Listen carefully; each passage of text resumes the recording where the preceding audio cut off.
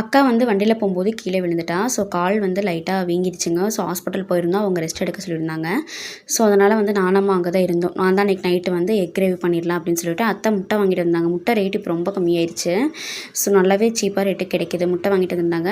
அப்படி இருந்தால் அவள் சும்மா இருக்க முடியாதுன்னு சொல்லிட்டு ஆரி ஒர்க்குக்கு வந்து போட்டுட்டு இருந்தா. இப்போ நான் வந்து முட்டை கிரேவிக்கு வந்து தாளித்து விட்டுட்டு இருந்தேங்க. கடுகு, கருவேப்பிலை, வெங்காயம், தக்காளி வணக்கி விட்டேன். சைடில் வந்து தேங்காய் கூட பட்டை, கிராம்பு, சோம்பு, சீரகம், அதுக்கப்புறம் முந்திரி இருந்தால் கண்டிப்பாக ஆட் பண்ணிக்கோங்க. அது டேஸ்ட்டு செம்மையாக கொடுக்கும். அதுக்கப்புறம் வந்து தண்ணி விட்டு கொஞ்சம் குறை அரைச்சதுக்கப்புறம் ஸ்பைசஸ்லாம் ஆட் பண்ணிக்கலாம். மல்லித்தூள், மிளகாத்தூள், மஞ்சள் தூள், கொஞ்சமாக கரம் மசாலா, ஒரு 2 பல்லு பூண்டு ஆட் பண்ணி நல்லா அரைச்சிட்டேங்க. அதுக்கப்புறம் வணக்கின இது கூட சேர்த்து அந்த பேஸ்ட்டையும் நல்லா சேர்த்து தண்ணி விட்டு நல்லா கொதிக்க வச்சிடலாம். இது வந்து செம்ம டேஸ்ட்டாக இருந்துச்சுங்க. நம்ம வந்து காரம் பத்தலைன்னா இப்போ கூட மிளகாத்தூள் ஆட் பண்ணிக்கலாம். ஸோ கடைசியில் வந்து ரெடி ஆயிடுச்சு. முட்டையும் போட்டு ஒரு 10 நிமிஷம் விட்டு இறக்கிட்டேன். ஸோ அக்கா சொல்ல ரெசிபி பண்ணேன். செம்ம டேஸ்ட்டாக இருந்துச்சு. சைடில் மகளுக்கு ஃபேவரட் தக்காளி சட்னியும் பண்ணியாச்சு.